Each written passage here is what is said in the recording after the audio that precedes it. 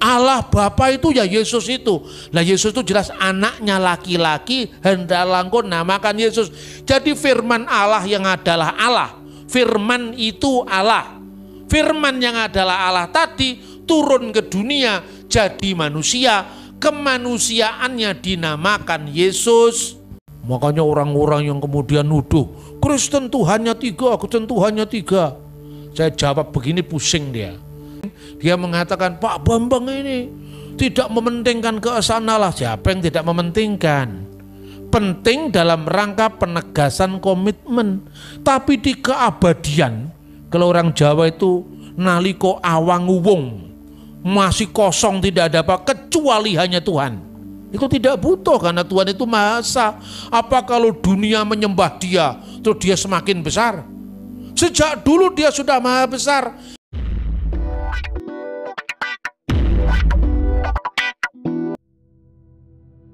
Shalom saudaraku yang dikasihi Tuhan. Selamat datang di channel Ronald QMC, Suara Hati Pengkhotbah. Pada kesempatan ini kita mau bahas tentang ketuhanan Yesus dan kemanusiaannya. Kita belajar bersama hambanya Bapak Dr. Bambang Nursena. Semoga memberkati. Bethlehem itu adalah sebuah kota di wilayah pegunungan Yudea. Situasinya berbeda dengan Eropa. Musim dingin di Bethlehem itu paling kira-kira suhunya antara 15 derajat Celcius turun kira-kira 8 derajat Celcius. Salju itu biasanya turun di bawah 0 derajat. Kalau saudara pergi ke Israel, di wilayah utara biasanya turun salju, yaitu di Gunung Hermon. Tapi Bethlehem bukan Hermon. Bethlehem itu kota pegunungan. Maka tidak ada salju setiap tahun. Tapi pola pikir orang barat ini sudah meracuni kita. Sehingga kita kadang-kadang umat awam menjawab itu menjadi bingung. Dibayangkan salju, apalagi kalau pohon terang selalu ada kapasnya yang melambangkan salju. Itu kan gambarannya orang Eropa. Kadang-kadang kita melihat Israel dengan suasana Eropa. Di situ ada gembala-gembala misalnya. Gembala-gembala menggembalakan dombanya di waktu malam. Lah masa malam musim dingin ada gembala yang menggembalakan dombanya? Dibayangkan lagi Eropa. Gak usah jauh-jauh, Anda ke Australia bulan Desember musim panas. Karena belahan bumi yang satu dengan yang lain itu berbeda. Padahal yang disebut padang gembala di situ, ini menurut analisis dari seorang ahli namanya Alfred Edersheim. Dia mengatakan begini, di Israel dia mendasarkan buku-buku orang Yahudi sendiri. Salah satunya itu namanya Traktat Sekalim 7 nomor 4. Itu orang Yahudi punya itu. Nah, Misnah, sumber itu ditulis kira-kira abad kedua. Berarti kira-kira 100 tahun setelah peristiwa. Lalu orang mengatakan, ini kan berita setelah 100 tahun gak bisa dipercaya Pak. Lah lebih gak bisa dipercaya mana?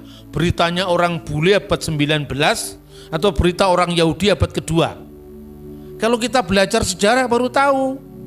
Anda membaca sejarahnya Majapahit. Nah, saya itu ingin anak-anak kita yang muda-muda karena kadang tidak suka sejarah, akhirnya mendengar saya jadi suka sejarah. Itu gara-gara guru sejarahnya kurang pinter cerita. Makanya anak-anak sekolah itu kan gak suka sejarah, ngantuk kan. Karena yang disuruh menghafal itu angka-angka tahun. Diponegoro perang tahun 1825 sampai 1830 bosen. Padahal mestinya kalau kata Bung Karno, bukan abunya sejarah, tapi apinya sejarah yang harus kita pelajari. Api itu apa? Semangatnya, kobaran semangatnya itu, bukan angka-angka tahunnya. Nanti kalau sudah Anda tahu peristiwanya, tahu spirit di balik kejadian-kejadian itu, angka-angkanya hafal sendiri. Jadi umat Kristen itu mesti pintar untuk apa? Untuk memahami bahwa imannya itu sungguh-sungguh terjadi seperti yang tercatat dalam Alkitab. Nah, kira-kira seperti itu. Maka sumber Misnah ini, abad kedua ini menceritakan gembala-gembala itu ada dua tipe katanya.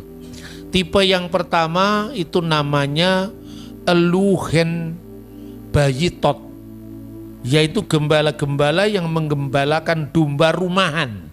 Lah domba rumahan itu apa? Domba-domba biasanya orang Yahudi pada abad pertama, rumahnya jangan dibayangkan rumah joglo kayak orang Solo. Rumah-rumah di Bethlehem itu dari gua-gua. Jadi karena tekstur tanahnya itu tinggi, rendah, ya. Terus ini ada gua-gua. Anda pergi ke sana, maka rumah itu didirikan di atas gua biasanya. Karena tanahnya itu memang unik, ya. Nah, yang di bawah itu biasanya untuk menaruh domba-domba pada malam hari. Kalau siang hari dikeluarkan di padang. Malam hari khususnya pada musim dingin dimasukkan ke ruangan. Itulah yang disebut palungan. Jadi jangan menggambarkan palungan itu dari kayu kayak kandangnya orang Purwokerto, bukan. Yang disebut kandang itu ya cerukan-cerukan batu, lalu ada palungan seperti tempat minumnya binatang itu ditaruh di dalam rumah. Yang paling atas itu namanya ruang tamu. Bahasa Yunaninya kataluma. Jadi gambarannya seperti itu loh. Itu domba yang pertama. Nah, domba-domba pertama itu domba yang dipelihara bayit rumah. Bayitot di rumah-rumah. Yang kedua itu adalah Luhen Midbariot. Midbar itu padang gurun. Jadi gembala-gembala di padang gurun. Lah gembala-gembala di padang gurun itu pun masih dibagi dua lagi. Gembala-gembala biasa, artinya di padang gurun biasa, pada musim semi, kira-kira kalau kita ini bulan Maret lah kira-kira ya, Maret atau awal April. Kalau bulan Ibraninya namanya Nisan, itu dilepaskan di padang. Nanti kira-kira pada awal bulan Oktober, itu nama Ibraninya bulan Markeswan, itu ditarik ke dalam. Itu domba-domba biasa. Tapi ada domba khusus. Domba khusus itu disebut domba-domba yang sengaja dipelihara di bait Allah. Kenapa dipelihara di bait Allah? Untuk menyiapkan korban-korban persembahan di bait suci. Nah, itu disebutkan dalam traktat Sekalim Yahudi tadi. Behemah Senimetsef Mirusalayim Viet Migdal Eder. Domba-domba yang ditemukan di sebuah tempat antara Yerusalem sampai ke menara kawanan domba. Migdal Eder itu menara kawanan domba. Itu nubuat dalam kitab Mika pasal 4 ayat 8. Wahai menara kawanan domba. Itulah kira-kira para gembala yang ditemui malaikat. Dan malaikat berkata, jangan takut, karena pada hari ini telah lahir bagimu Kristus Tuhan di kota Daud. Lalu setelah menerima berita itu, kamu akan menemui seorang anak yang dibungkus dengan kain lampin, ditaruh di dalam suatu palungan. Maka gembala itu tadi, para gembala tadi meninggalkan padang tadi, namanya itu adalah padang gembala.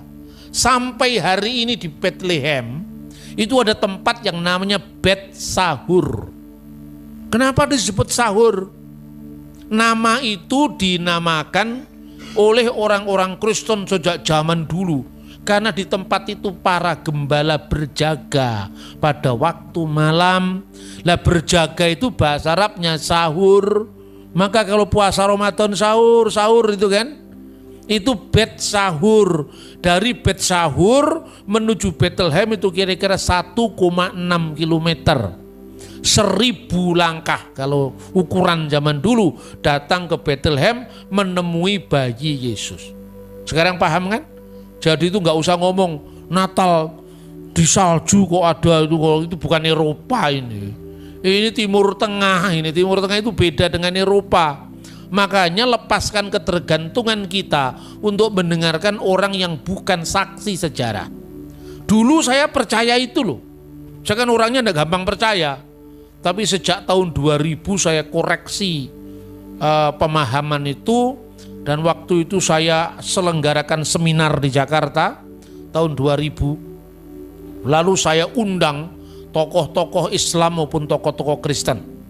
Saya masih ingat waktu itu yang hadir dari kalangan Kristen pendeta Dr. Eka Dharma Putra. Dari kalangan Islam yang hadir Profesor Dr. Komarudin Hidayat. Datang, mereka tertarik dengan tema itu. Bahkan Pak Eka Dharma Putra sempat nelpon saya, mengatakan, wah apa benar Mas? Kan Natal itu kan kelahiran Dewa Matahari. Ternyata tidak benar Pak, saya bilang. Loh kok bisa orang itu gampang percaya itu loh. Kelahiran Dewa Matahari itu baru dirayakan, itu namanya titik balik musim dingin. Itu tahun 247 Masehi. Oleh kaisar namanya Aurelius. Tanggalnya pun bukan 25 Desember, tapi 3 Desember sampai 23 Desember, bukan 25 Desember.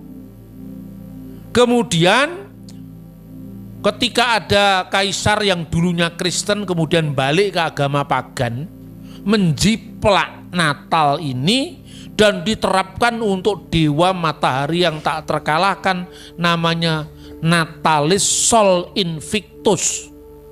Nah, kita percaya dengan Ensiklopedia Americana, Ensiklopedia Britannica seolah-olah itu benar, padahal itu 1000% salah.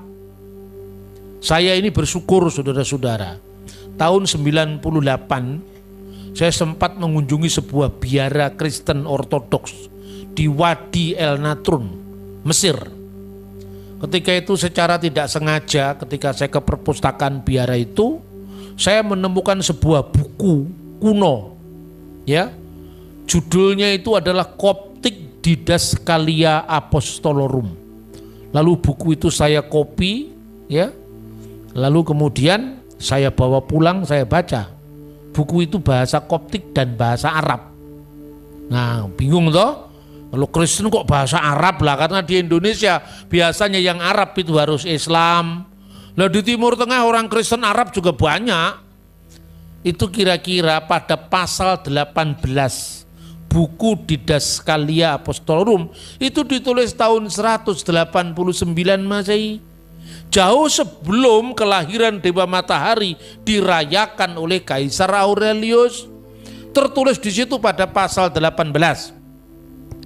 Ya ikhwatana, wahai saudara-saudara, saudara-saudara kami, tahfutu fi ayamil a'yad, tetapkanlah pada hari-hari perayaan Id milad Sayyidina Yesus Al-Masih, yaitu Natal dari Tuhan kita Yesus Kristus, wa kamaluhu, tepatnya fi kamsati wa isrin, pada tanggal 25 fi syahri tasyi'i lil Ibraniyin, pada bulan keempat Ibrani. Bulan keempat Ibrani itu 25 bulan Kislev, yang tepatnya kira-kira 25 Desember. Itu tahun 189. Anda percaya Ensiklopedia Americana buatan orang bule, atau Anda percaya dengan saksi mata yang di Timur Tengah? Ini akibatnya gereja kita ini tercabut dari akar sejarah. Makanya gampang digoncang. Setiap Natal, yang penting kan bukan tanggalnya, yang penting Yesus lahir di hati kita. Itu jawaban orang saleh tapi salah. Saudara tahu? Itu sering kita dengar. Lalu dari pihak luar yang memang skeptis terhadap iman Kristen mengatakan tanggalnya aja nggak jelas apalagi yang diberitakan. Kan gitu kan? Makanya setiap tahun haram perayaan Natal. Itu bukan kelahiran Yesus, kelahiran Yesus yang lain katanya. Lah itu yang terjadi. Bahkan banyak orang yang meninggalkan iman Kristen gara-gara katanya iman Kristen tidak bernilai sejarah. Nah itu saudara-saudara dampaknya. Sebelum tahun 189, kira-kira tahun 126, itu Telesporus pertama di Roma sudah mengatakan setiap malam Natal, berarti 24 Desember, hendaklah kamu nyanyikan Lukas pasal 2 ayat 14. Gloria in excelsis Deo. Sampai hari ini lagu itu dinyanyikan. Dari tahun 126 Masehi sampai 2023.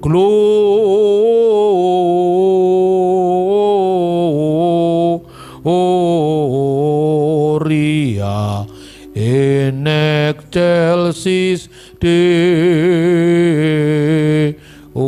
Bahasa Latin. Itu ditulis ya tahun 126. Lah waktu itu orang Roma itu, gereja barat kan, gereja itu ada gereja barat, gereja timur. Gereja barat itu bahasanya Latin. Lukas pasal 2 ayat 14 itu bunyinya lengkapnya dalam bahasa Latin. Gloria in excelsis Deo et intera pac hominibus buna voluntatis. Segala kemuliaan bagi Allah di tempat yang maha tinggi dan damai sejahtera bagi manusia yang berkenan kepadanya. Tahun 380 ya, ada seorang bapak gereja namanya Hieronymus.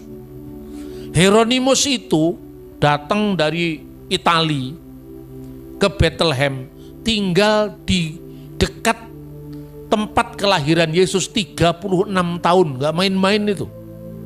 Tinggal di dekat tempat Yesus dilahirkan itu. Lalu dia nulis apa? Menerjemahkan Alkitab. Karena Alkitab itu ditulis dalam bahasa Yunani aslinya ya, Perjanjian Lama dalam bahasa Ibrani, tapi terjemahan Latin ini sudah dianggap sudah lewat masanya, karena bahasa itu kan berkembang terus untuk menggambarkan supaya Anda paham ya. Bahasa Indonesia kira-kira tahun 60 sama enggak dengan bahasa Indonesia sekarang? Tidak sama. Surat kiriman daripada Petrus. Surat kiriman daripada. Terus kalau sekarang kata daripada itu apa artinya? Saya lebih tua daripada kamu, ya kan? Daripada sekarang pembanding. Kira-kira tahun 70 kita nyanyi. Apa itu misalnya? Yesus Allah kita heran dan besar, ya. Ayo tahu sekarang artinya heran apa? Pada waktu itu heran artinya dahsyat. Sekarang heran artinya apa? Gumun, bingung. Mosok Gusti Allah kok gumunan? Lah kalau Anda pahami dengan bahasa sekarang kan beda. Nah, contoh lagi. Selidiki, nyatakan segala perkara. Perkara waktu itu artinya hal. Sekarang perkara artinya apa? Kasus sekarang. Kasus, perkara perdata, perkara pidana. Bahasa itu bergeser. Itulah sebabnya Alkitab diterjemahkan, direvisi terjemahannya. Bukan Alkitabnya direvisi. Bahasa aslinya tetap sama. Yang direvisi terjemahan, dan buku suci manapun di dunia ini ya selalu direvisi supaya orang nggak salah paham dan berpaham salah. Misalnya dulu, berikanlah tumpangan sesamamu dengan percuma. Nah, kata percuma tahun 70-an itu hanya cuma-cuma. Sekarang apa percuma? Percuma ditolong. Bener nggak? Ada pergeseran makna, makanya Injil diterjemahkan dalam bahasa Latin yang baru, namanya adalah Vulgata. Nah, coba, ini mirip sekolah teologi loh ini. Tapi kan cara membawanya kan ringan toh. Anda kan bisa paham. Jadi teologi itu bukan menakutkan. Ya, teologi itu bisa dihayati, asalkan yang ngajar memang harus pinter cerita dan punya data. Ya, saudara-saudara ya. Maka kemudian Santo Hieronymus atau Alkitis Hieronymus ini, bahasa Latin sekarang excelsis itu sudah ketinggalan. Sekarang diganti apa? Altissimis Deo. Maka ditulis Gloria in Altissimis Deo et intera pac hominibus buna voluntatis. Artinya sama. Yang tinggi dan yang maha tinggi sebenarnya beda dikit, tapi artinya sama. Tapi kenapa nyanyiannya kok nggak diganti? Kok tetap In excelsis Deo? Kenapa nggak diganti In altisimis Deo? Karena ketukannya tambah satu, ngerti nggak? Loh, kalau ketukannya tambah satu kan susah. Itu kalau orang Jawa namanya guru wilangan. Lu nggak usah jauh-jauh, orang Jawa punya kok. Misalnya, kalau Megatro, ini yang sepuh-sepuh mesti tahu, apalagi orang Tegal ya. Ya, misalnya Megatro itu Sigromilir, Sang Getek, Sinonggo, Bajul 12 itu. Jatuhnya I dan O. Ya, Sigromilir. Orang Jawa mesti ngerti. Sang Getek Sinonggo Bajul.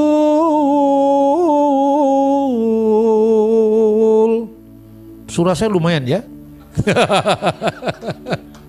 Lah itu yang namanya guru lagu dan guru wilangan. Jadi Alkitab itu mengandung seni, ya, termasuk seni puisi, prosa, mengandung fakta sejarah, karena akurat. Jadi bukan sekedar keyakinan Injil yang diturunkan dari langit, bukan itu, tapi bisa di cross check sejarahnya. Makanya dari mana kita bisa mengetahui 25 Desember? Saudara, kalau mengerti bagaimana cara mengabadikan peristiwa, tanya kepada petani-petani di Salatiga, di Sukoharjo yang dekat-dekat Solo itu. Kamu tanya itu petani biasa itu loh, hafal kisahnya Joko Tingkir. Karena apa? Lewat seni.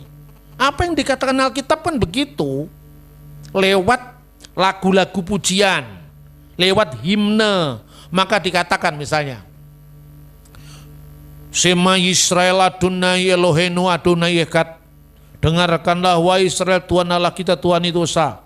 Kasihlah Tuhan dengan segenap hatimu, dengan segenap kekuatanmu, dan seterusnya. Hendaklah ini kau ulang-ulang kepada anak-anakmu. Ajarkanlah ini berulang-ulang. Ketika engkau terbaring, ketika engkau bangun, ketika engkau dalam perjalanan. Kenapa berulang-ulang? Karena supaya nancep di kita. Nah, cara pikir orang timur itu mengulang-ulang. Cara pikir orang barat tuh ngerepek. Jadi kalau nggak ada bukunya nggak bisa ngomong. Kita secara tidak langsung dipengaruhi budaya kerpean ini. Makanya di sekolah orang sering ngerepek. Anak-anak itu tahu nggak? Karena apa? Karena penilaiannya berdasarkan apa? Berdasarkan itu tadi, bukan memori. Lah orang timur tuh pinternya di memori. Jadi saudara-saudara, Alkitab itu bisa dipertanggungjawabkan secara historis, apalagi secara iman. Kalau beritanya sudah jelas, ya pasti bener lah. Di gereja timur kenapa Natalnya tanggal 7 Januari, 6 Januari? Gereja timur itu di Damaskus, di Libanon, di Kairo, di Yerusalem. Kenapa Natalnya 6 Januari, 7 Januari? Orang barat gak ngerti sejarah, langsung itu tanggalnya aja gak pasti. Yang timur 6 Januari, yang barat 25 Desember. Lah kan ngadepi kayak gini kan sulit toh. Karena apa sebab sulit itu? Karena kemeruh orangnya itu. What is the meaning of kemeruh? Sok tahu kan, padahal isinya ndak ada. Saya bingung cari metode kayak apa ngadepi orang ngotot begini. Kan sekarang era HP, era digital kan. Buka Google, saya bilang. Berapa Pak Busto bukaan Google? Tulis di situ kalender pakai huruf C ya. Praktekkan sekarang, kan muncul nanti. Kalender Oktober, O C bukan K. Karena itu bahasa Inggris. Oktober 1582, hari kita dipotong 11 hari. Nah itulah sebabnya bagi orang Kristen Timur itu memakai kalender Julian. Sudah ketemu kan? Kalender Julian itu kalender yang dibikin oleh Kaisar Julius. Itu kira-kira namanya Ab Urbi Condita. 700 tahun setelah berdirinya kota Roma. Itu kira-kira tahun 700 sekian sebelum Masehi itu. Tanggal 21 April atau tidak salah tahun 700 sekian sebelum Masehi. Loh kok 21 April ya? Kita tahunya 21 April hari Kartini. Kan baru 100 tahun yang lalu. Ini kira-kira 2700 tahun yang lalu. Itu bisa dilacak sejarahnya. Nah, akibatnya dipotong 11 hari tadi, maka kalender aslinya di timur tanggal 25 Desember itu masih 15 Desember itu loh. Makanya yang 7 Januari ke sekarang ini kan sebetulnya itu masih 25 Desember. Nah, nggak usah saya teruskan, rumit nanti. Ya toh. Kalau Anda mau tanya itu hitungannya ada sendiri itu. Tapi sudah tahu toh kenapa ada 11 hari dipotong, itu yang menyebabkan kalendernya beda. Jadi bukan berbeda pada hitungannya semula, ketepatan tanggalnya 25 Desember, tapi berbeda karena ada revisi kalender sejak tahun 1582. Nah, yang lebih penting sekarang saudara-saudara, 6 bulan itu artinya 6 bulan setelah peristiwa sebelumnya. Nah, itu bahasanya kitab suci itu gayanya seperti itu. 6 bulan setelah peristiwa sebelumnya itu terjadi apa? Kita lihat ayat 5. Ayat 5 ya. Pada zaman Herodes, Raja Yudea, ada seorang imam yang bernama Zakaria dari rombongan Abia. Istrinya juga berasal dari keturunan Harun, namanya Elisabet. Keduanya adalah benar di hadapan Allah dan hidup menurut segala perintah dan ketetapan Tuhan dengan tidak bercacat. Ayat 8, pada suatu kali, waktu tiba giliran rombongannya, Zakaria melakukan tugas keimaman di hadapan Tuhan. Jadi waktu diundi, dia dapat undian untuk membakar ukupan. Ukupan itu dupa di bait suci. Ya. Rombongan ke-8 itu dari mana kita tahu? Coba baca 1 Tawarikh pasal 24. Sudah ketemu? Mulai dari ayat 7.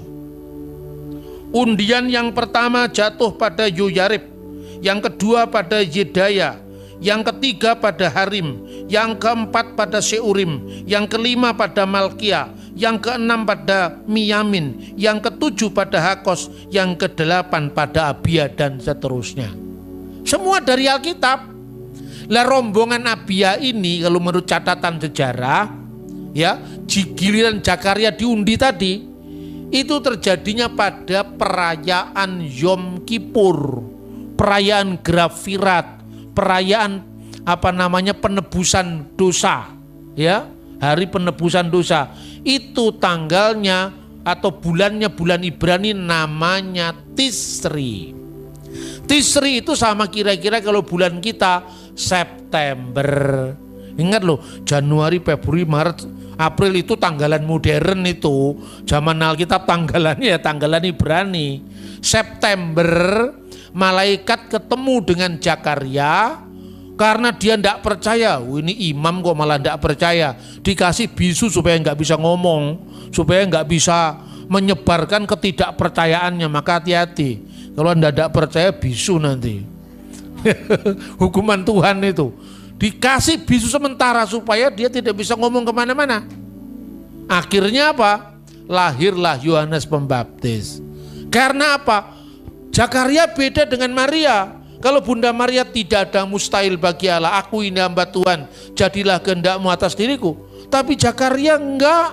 Padahal dia imam. Dia meragukan. Istrinya kan sudah tua. Bagaimana dia mau melahirkan? Kira-kira seperti itu. Istrinya kan mandul. Bagaimana melahirkan? Tapi tidak ada yang mustahil bagi Allah. Nah, saat itulah Zakaria mendapatkan berita kelahiran putranya Yohanes Pembaptis. 6 bulan setelah Zakaria ditemui malaikat, malaikatnya tadi pergi ke Nazaret. Untuk apa? Ketemu Bunda Maria. Gitu loh. Memberitakan kelahiran Yesus. 6 bulan setelah ketemu Zakaria. Zakaria ditemui malaikat pada bulan Tisri sejajar dengan bulan September. 6 bulan setelah September, hitung sendiri. Oktober, November, Desember, Januari, Februari, Maret. Jadi Maret itu malaikat ketemu dengan Maria. Berita Yesus dikandung oleh bundanya. Kandungan itu usianya berapa? 9 bulan. 9 bulan setelah Maret, April, Mei, Juni, Juli, Agustus, September, Oktober, November, Desember gitu loh. Ada di Alkitab apa tidak? Ada. Oh, tidak ada di Alkitab. Yang kowe ra iso maca, ra iso ya aja mempengaruhi kancamu. Iya kan? Nah, sekarang jelas kan bahwa Yesus memang lahir di tanggal 25 Desember. Nggak usah percaya dengan bule. Percayalah dengan bule, wong bulenya ora patek pinter percaya. Ya toh? Bener nggak? Nah, saya akan membawa data semuanya. Nah, terus beritanya apa? Kita teruskan Lukas pasal 2 tadi, balik ke Lukas pasal 2. Ayat 27. Lukas pasal 1, sorry. 1 ayat 27. Ya.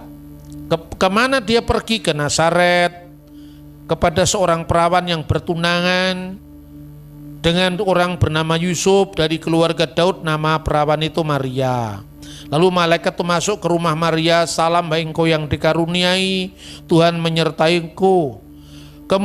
Kemudian Maria terkejut mendengar perkataan itu, mempertanyakan arti salam itu apa.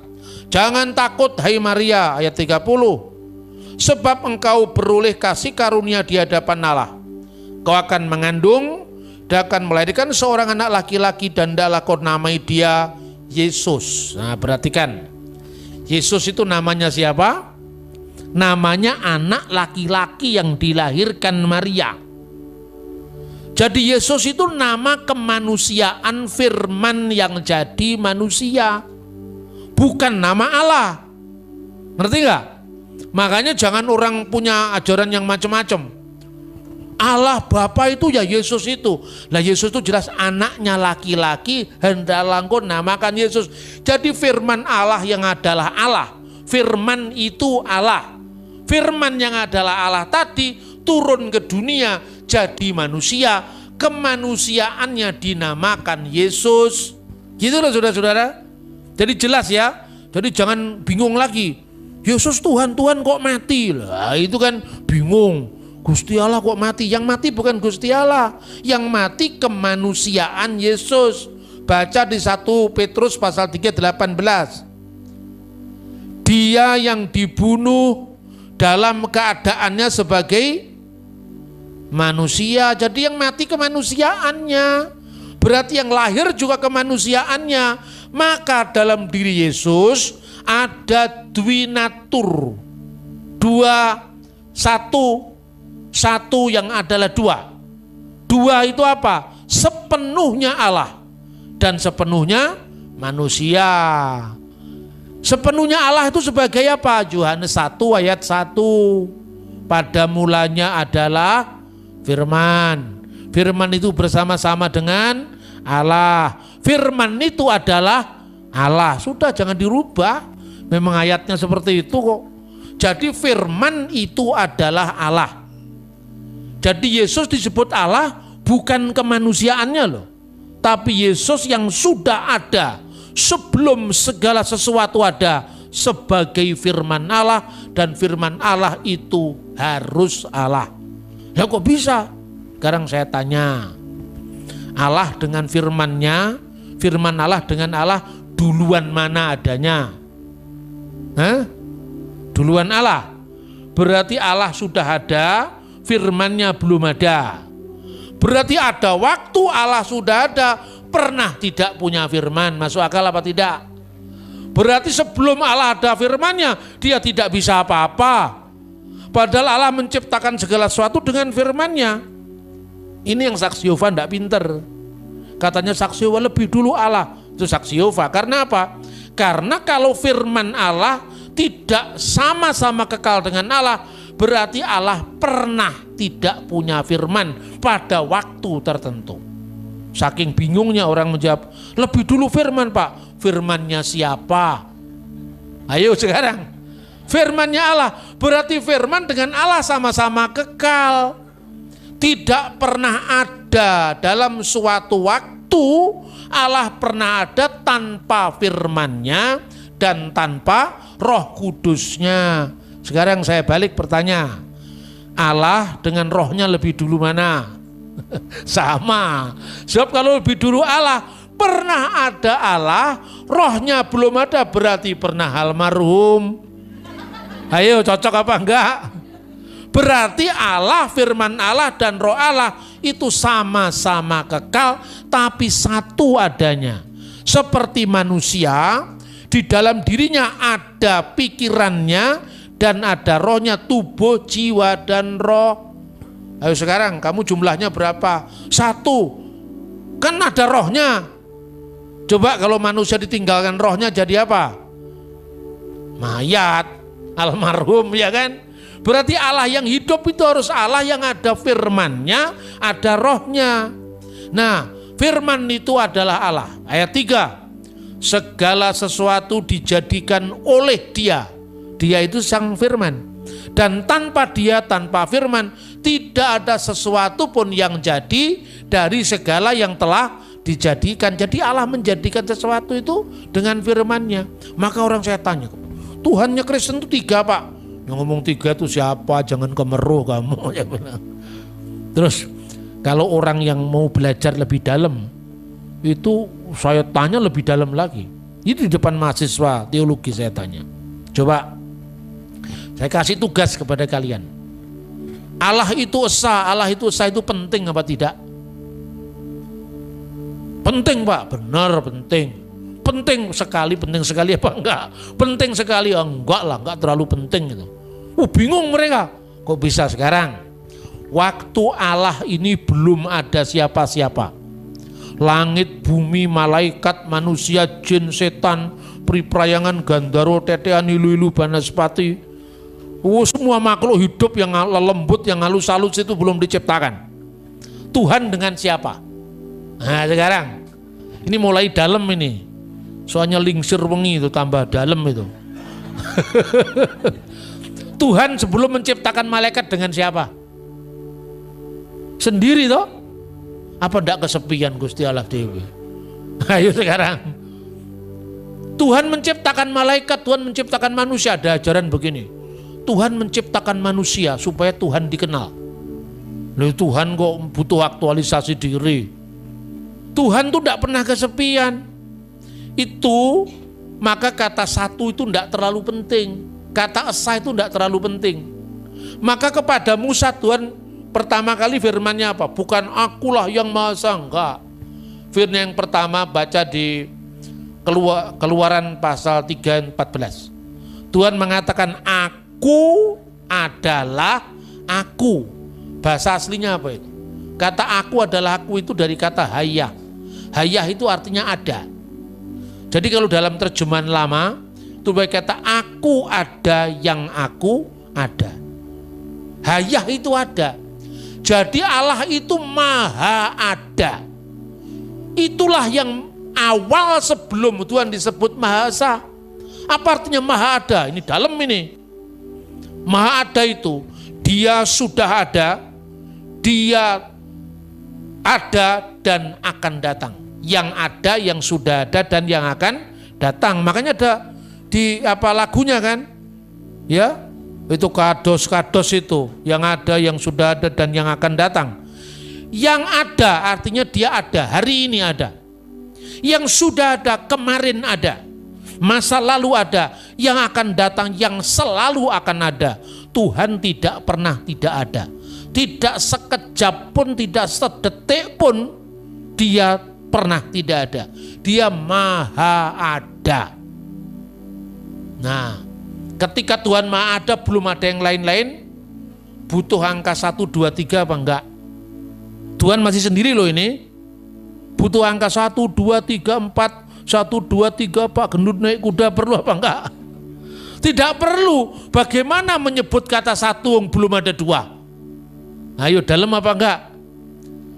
Bagaimana adanya satu itu kan ada 2, 3, 4, 5. Dan sekarang belum ada siapa-siapa, yang ada cuma Tuhan. Dan satu-satunya yang maha ada adalah Tuhan, tidak butuh kata 2, 3, 4. Nah, kira-kira kalau dia hanya sendiri, butuh ada kata aku apa tidak? Butuh enggak aku? Karena aku itu kan untuk penanda. Aku, Tuhan menciptakan malaikat dulu, ciptakan satu malaikat untuk nanda ini aku, ini kamu, kan itu kan. Dan sebelum ada apa-apa, sudah ada apa perlu kata kamu? Terus diciptakan lagi satu manusia, aku, kamu, dia, bener nggak? Ini lebih dari satu, aku, dia, mereka, aku, engkau, mereka. Ini juga lebih satu, aku, kalian, dan mereka. Ketika Tuhan masih sendiri tidak butuh itu kata-kata itu. Makanya kalau sekedar Allah itu esa, Allah itu esa, hati-hati. Iblis juga percaya itu. Coba baca di Yakobus 4:2-19. Engkau percaya bahwa hanya ada satu Allah saja. Apakah itu salah? Enggak. Itu baik. Tapi setan-setan pun juga percaya akan hal itu dan mereka gemetar. Jadi kalau sekedar Allah itu esa, Allah itu esa, setan ya bisa rumas kan biyen. Ya toh, prestasimu apa hanya mengatakan Allah esa? Wong itu hanya hitungan. Nah, ketika kemudian terjadi ada manusia, ada malaikat, muncullah yang namanya komitmen. Makanya muncul, jangan ada ilah lain di hadapan hadiratku. Untuk membuktikan apa? Akulah Tuhan Allahmu yang membawa engkau keluar dari tanah Mesir, dari tempat perbudakan. Kamu saksikan, Tuhanlah yang telah berbuat untuk umat ini. Tuhanlah yang memerdekakan Israel dari penindasan. Tuhanlah yang menuntun Israel menuju ke tanah perjanjian. Kamu sebenarnya tidak mampu, tapi kamu dimampukan. Kamu sebenarnya tidak bisa, tapi kamu dibuat bisa. Itu karya Tuhan. Makanya masa gitu kamu masih mau lupa sama saya? Ya toh? Akulah Tuhan Allahmu yang telah membawa engkau keluar dari tanah Mesir. Karena itu lahirlah komitmen, jangan ada ilah lain di hadapan hadiratku. Makanya Allah disebut cemburu. Cemburu itu bukan karena Allah itu takut saingan, tidak. Kalau Tuhan takut saingan, masa Tuhan nggak menang-menang? Ya toh? Yang takut saingan itu suami-suami yang pencemburu itu. Ya toh? Tapi Tuhan tidak butuh itu tapi artinya komitmen kamu kepada Tuhan seperti kamu setia pada pasanganmu. Kira-kira seperti itu loh. Makanya perkawinan itu di mata Tuhan dalam iman Kristen kudus. Karena apa? Menggambarkan hubungan Allah dengan gerejanya. Amin, saudara-saudara. Jadi kata esa itu muncul karena komitmen. Kalau nggak ada yang lain, untuk apa kata esa? 1, 2, 3 yang belum ada yang lain kok. Makanya orang-orang yang kemudian nuduh Kristen Tuhannya 3, Kristen Tuhannya 3. Saya jawab begini, pusing dia. Setelah pusing dia mengatakan, Pak Bambang ini tidak mementingkan keesaan Allah. Siapa yang tidak mementingkan? Penting dalam rangka penegasan komitmen. Tapi di keabadian, kalau orang Jawa itu naliko awang wong, masih kosong, tidak ada apa kecuali hanya Tuhan. Itu tidak butuh karena Tuhan itu Maha Esa. Apa kalau dunia menyembah dia, terus dia semakin besar? Sejak dulu dia sudah Maha Besar. Yang butuh ini kita, bukan Tuhan. Ya, saudara-saudara, kita butuh Tuhan, maka kemudian Tuhan yang mengasihi kita, jadi pangkat kita ini dianggap naik sama Tuhan. Kita ini sebetulnya gak ada artinya di mata Tuhan. Tuhan gak butuh kita. Tapi karena kasihnya Tuhan menyelamatkan kita. Dan itu kekasan iman Kristen. Bukan kita yang lebih dulu mencari Allah, tapi Allah yang lebih dulu mencari kita. Karena Tuhan tahu bahwa kita tidak mampu. Amin, saudara-saudara. Nah, Dia akan menjadi besar dan akan disebut anak Allah yang maha tinggi, dan Tuhan Allah akan mengaruniakan kepadanya takhta Daud bapa leluhurnya. Anak Allah, salah paham dan paham salah lagi. Tuhan kok beranak, kayak gitu kan? Bener nggak? Kalau Tuhan itu punya anak, siapa bidannya? Orang kok ya primitif sekali. Apa ya kata anak itu perlu harus ada bidan? Anak itu kata kiasan. Ya, berbahagialah orang yang membawa damai, karena dia akan disebut anak-anak Allah. Apa ya berarti damai itu punya istri sampai orang harus punya sebut anak-anak karena ada istrinya? Kan ya enggak. Anak tangga, anak sekolah apa gedung sekolah itu punya istri, ya toh? Sidul anak sekolahan, anak sekolah itu sekolah bapaknya atau punya ibunya sekolah, kan ya enggak. Itu kiasan. Maka kalau orang-orang jahat disebut anak-anak kegelapan, kalau orang baik disebut anak-anak terang. Tapi jangan-jangan kalau ada orang kulitnya hitam, ini anak kegelapan, kan orang marah itu. Itu kan kata kiasan. Kata kiasan itu orang yang hidup dalam kegelapan, tidak diterangi oleh Tuhan gitu loh. Makanya orang tersesat lah. Kalau orang gelap kan bisa kemana-mana itu. Bisa tersesat di kuburan, bisa tersesat di sungai, bisa tersesat di sawah. Ya kalau di sawah ada timun dan semangkanya. Kalau ada ular, itulah tersesat karena apa? Gelap, tidak ada terang. Tapi kalau orang terang kan jelas. Ini bedanya, ya. Ini roti, apakah ini batu kan tahu. Tapi lo gelap itu kata kiasan. Nah saudara-saudara, sekarang ini tambah lagi PR kita. PR-nya apa? Kalau benar Kristen itu muncul di Yerusalem, kenapa orang Yahudi tidak percaya Yesus? Terus saya jawab, ini sejarah belum berakhir bro. Ini sejarah sedang berlangsung. Ini bukan the end of history. Alkitab mengajarkan akan tiba saatnya yang di bumi, di bawah bumi, di atas bumi, semua akan bertekuk lutut dan mengaku Yesus Kristus adalah Tuhan bagi kemuliaan Allah Bapa. Itu pasti terjadi. Tapi sekarang sejarah belum berakhir. Makanya Yesus menangisi Yerusalem. Kan itu kan Yerusalem dikatakan mengumpulkan anak-anak, tapi engkau tidak mau, tapi pada saatnya akan terjadi. Nah itulah tentang akhir zaman. Terus kemudian kenapa orang Yahudi belum percaya, atau di zaman Yesus tidak percaya?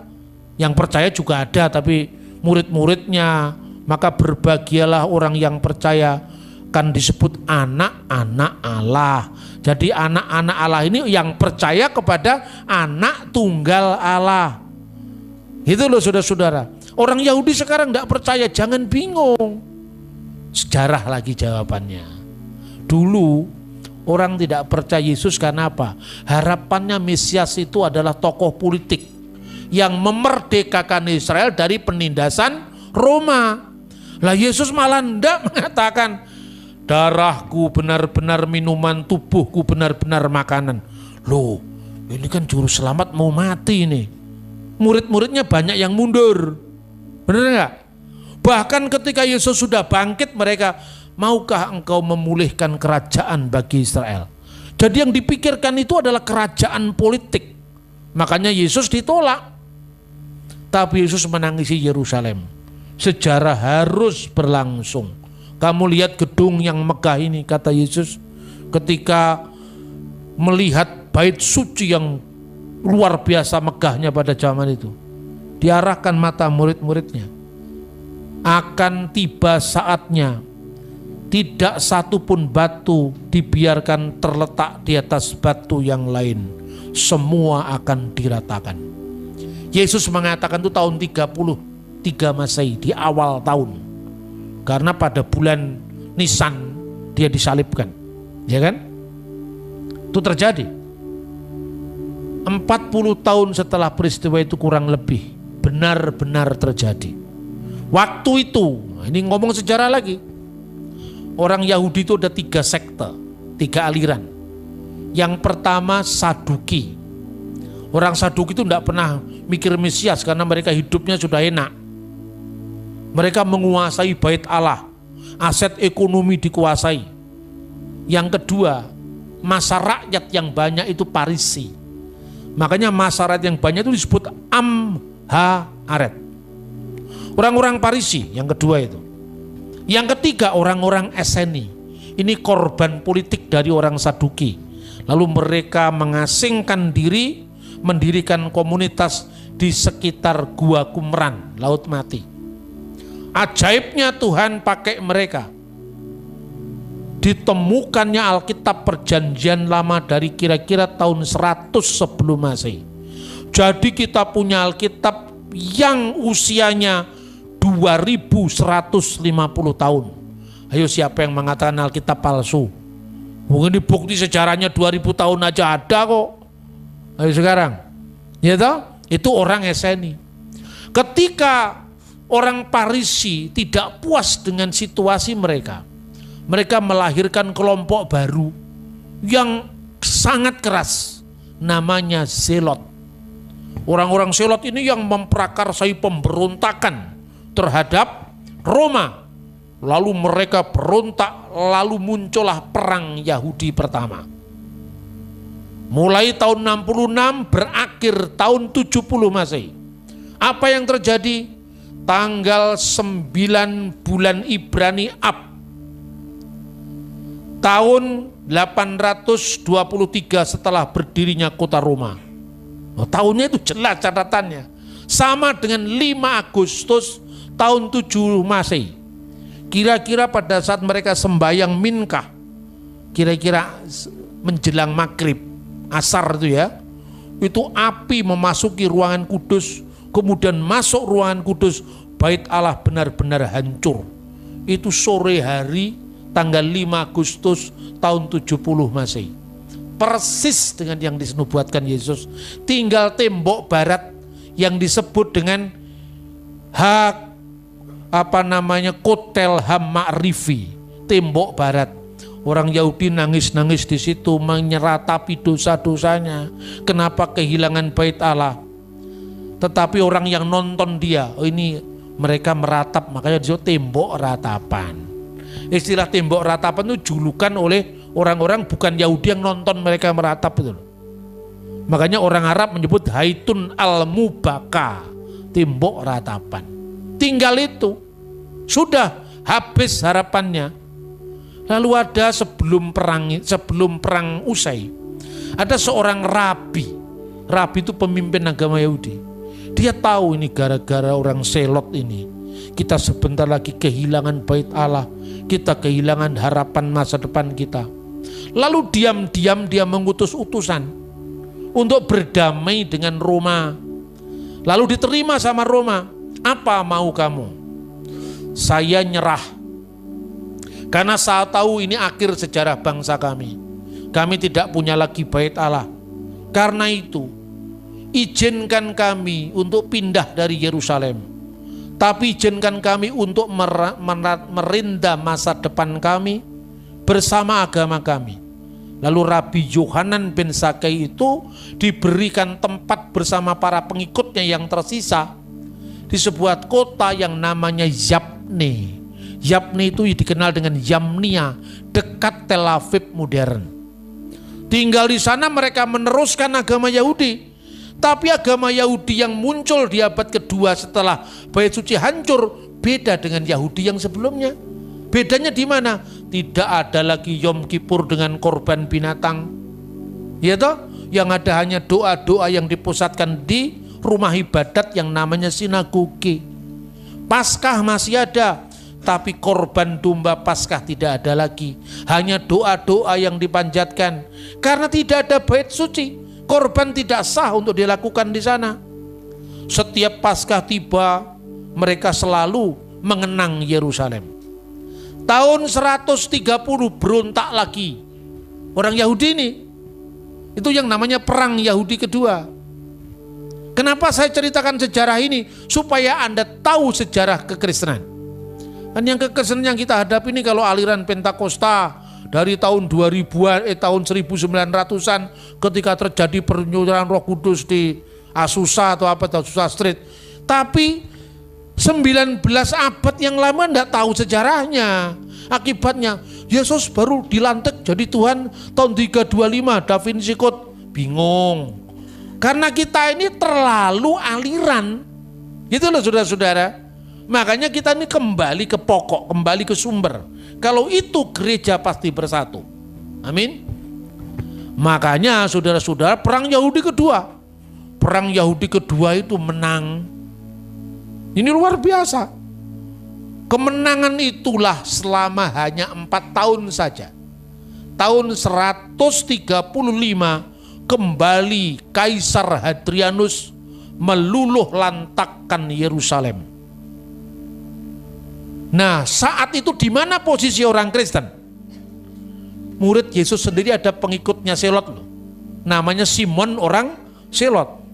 Artinya pada masa Yesus sendiri menghadapi murid-muridnya yang ingin juga angkat senjata untuk melawan.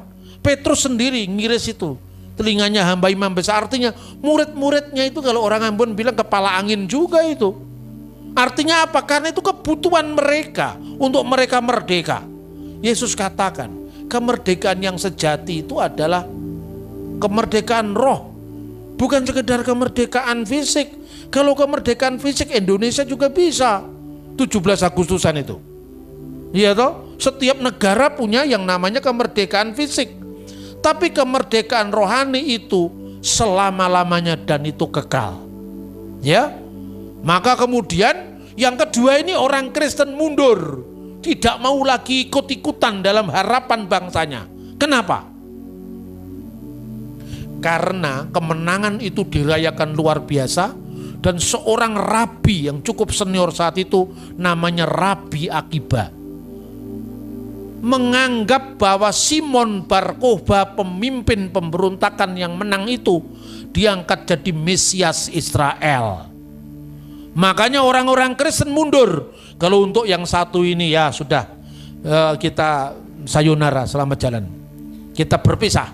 Orang Kristen meninggalkan Yerusalem, pergi ke salah satu kota yang namanya termasuk kota-kota Dekapolis, 10 kota Romawi, secara tepatnya di kota Pella di Yordania.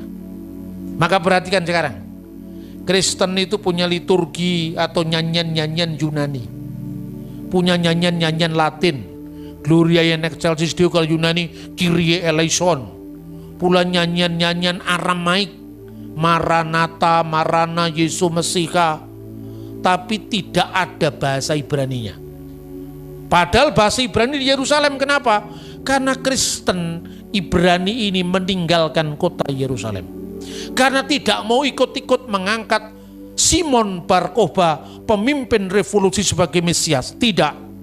Pemimpinmu hanya satu, yaitu Mesias, Yesus Kristus. Ketika Hadrian kemudian mengalahkan Bar Kokhba, apa yang terjadi? Yerusalem kembali diratakan. Dan ketika itu, ini Yahudi ini supaya tidak berontak lagi, gimana ya caranya? Tidak boleh ada kata Yerusalem. Kata Yerusalem harus dihapuskan dalam sejarah. Karena setiap kali ada kata Yerusalem, mereka ingin kembali menyalakan pemberontakan. Kata Yerusalem diganti namanya dengan Alia Capitolina. Dan menurut catatan sejarah oleh sejarawan yang namanya Dio Cassius, di atas kota Yerusalem itu didirikan kuil untuk memuja dewa Jupiter.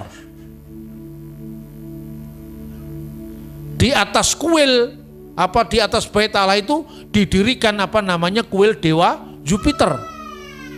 Yang pertama, sehingga saat itu nama Yerusalem nggak dikenal lagi. Yang kedua, nama Israel harus dihapus dari sejarah. Yang lebih menyakitkan lagi, provinsi Yudea digabung dengan provinsi Syria dan namanya disebut Syria Palestina. Padahal Palestina itu musuh bebuyutannya Israel, bukan Palestina modern sekarang. Palestina modern sekarang ini kan provinsi Turki dulu. Ini Filistin lama itu loh. Jadi yang menamakan pertama Palestina itu Kaisar Pagan, yaitu Hadrianus. Sakit hatilah orang-orang Yahudi.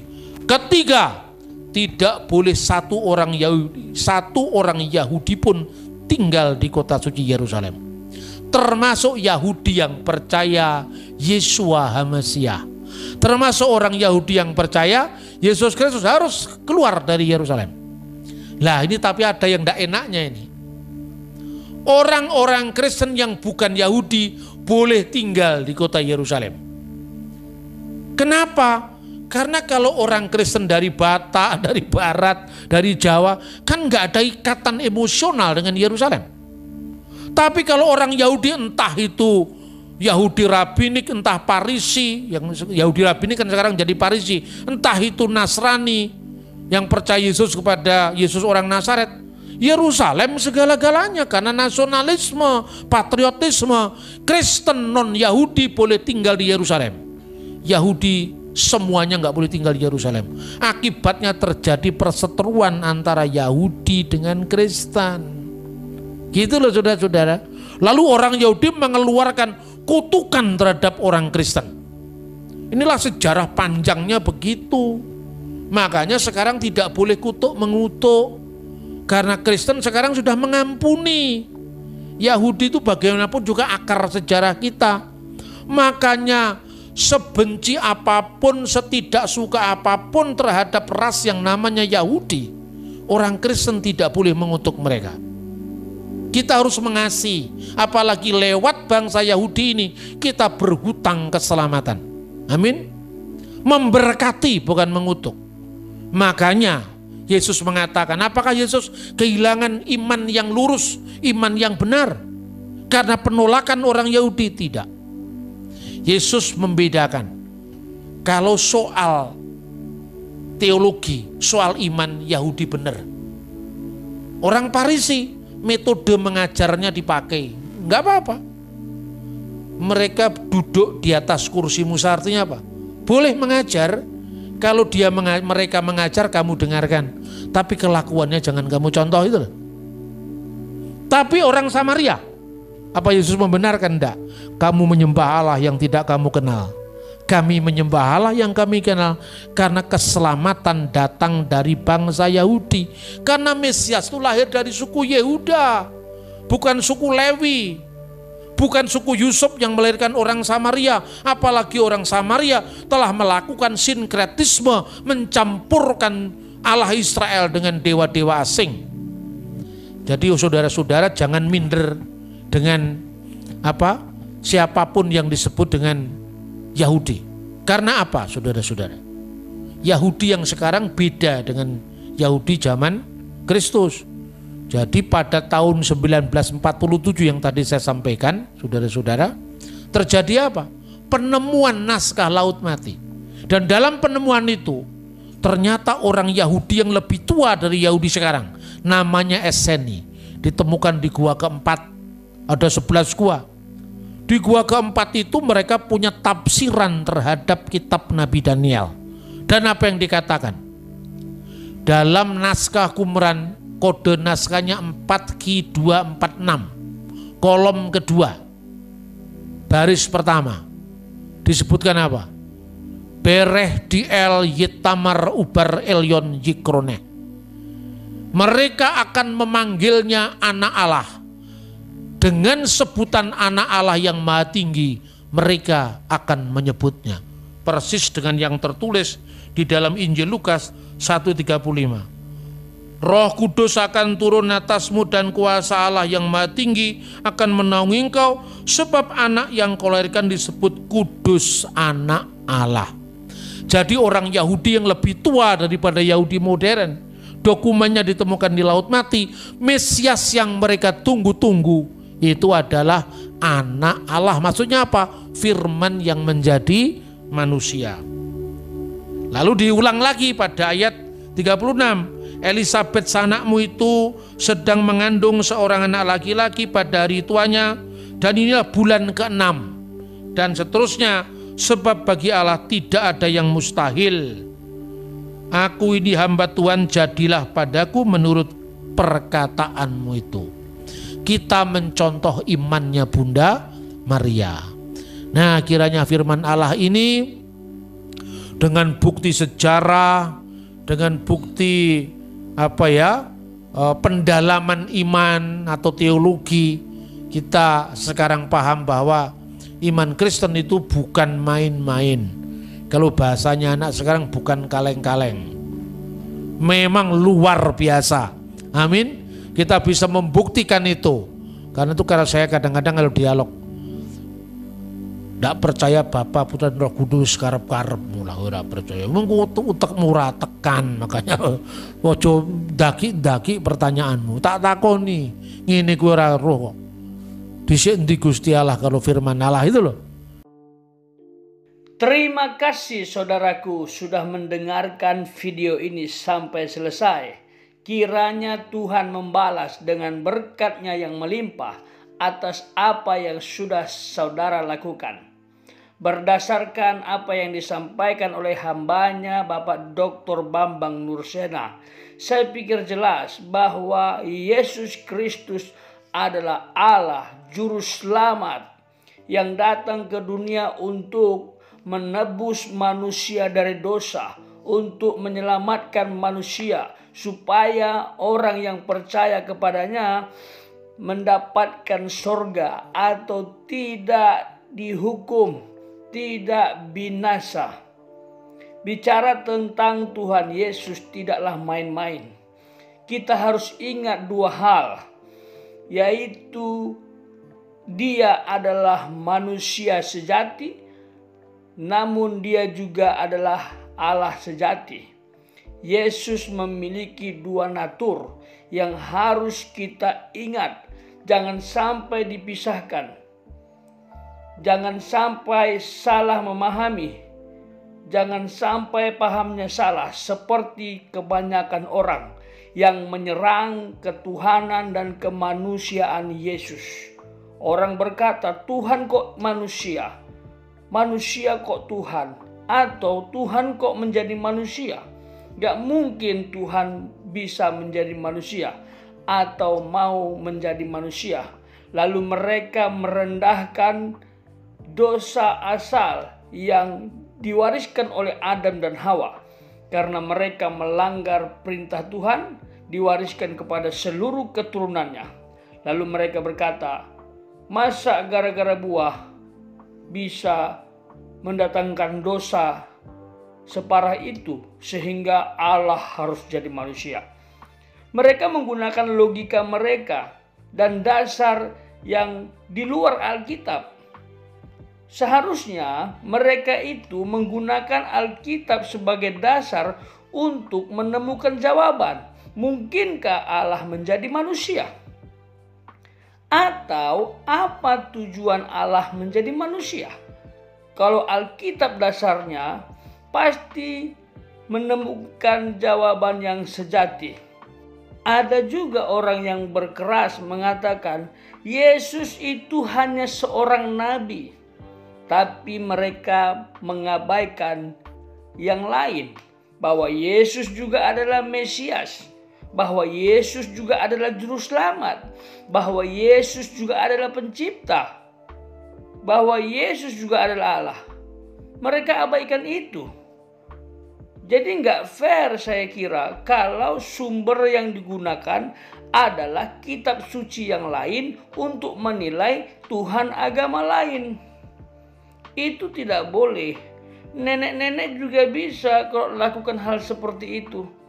Jika Anda tidak mampu memahami dan tidak bisa percaya terhadap ketuhanan Yesus Kristus dan kebenaran kitab suci kami Alkitab, itu artinya otak Anda terbatas dan dasar yang Anda gunakan tidak akurat, tidak tepat.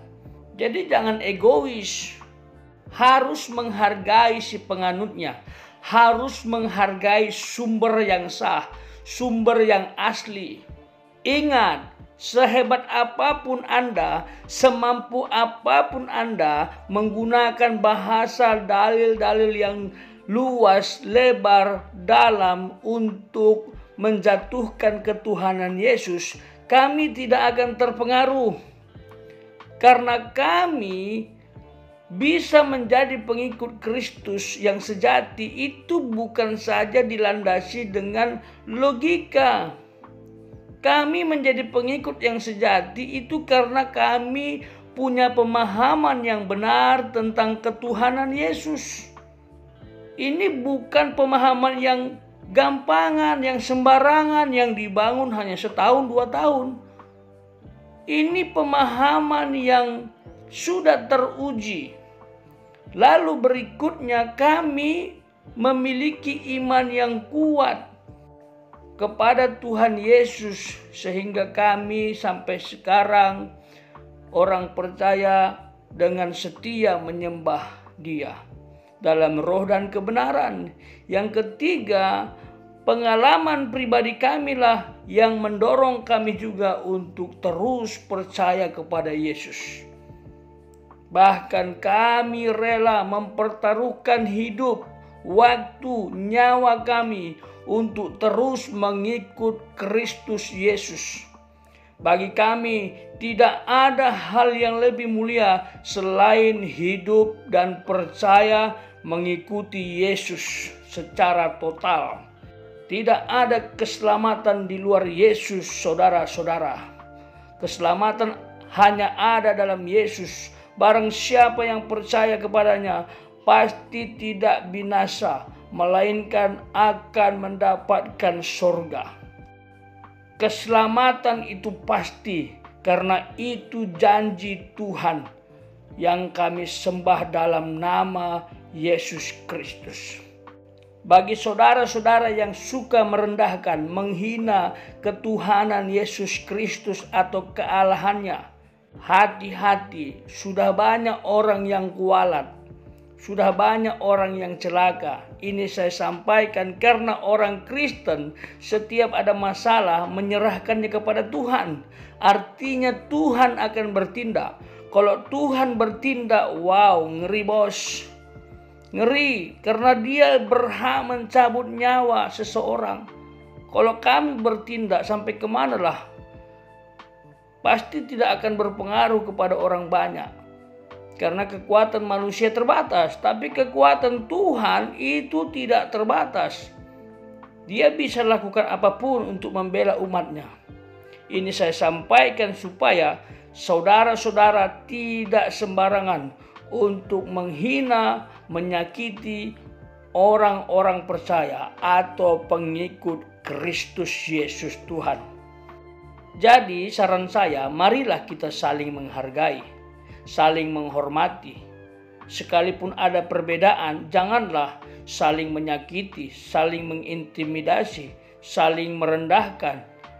Itu tidak baik. Kalau memang kita orang beragama, tunjukkan kita punya karakter sikap yang positif, khususnya kepada sesama kita.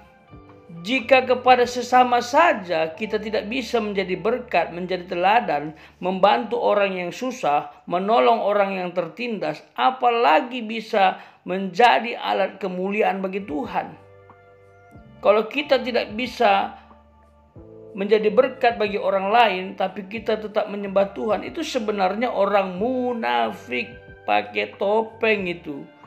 Karena sejatinya orang yang betul-betul mengikut Tuhan, menyembah Tuhan, ada buah dari pertobatannya, pasti akan mengasihi sesamanya manusia.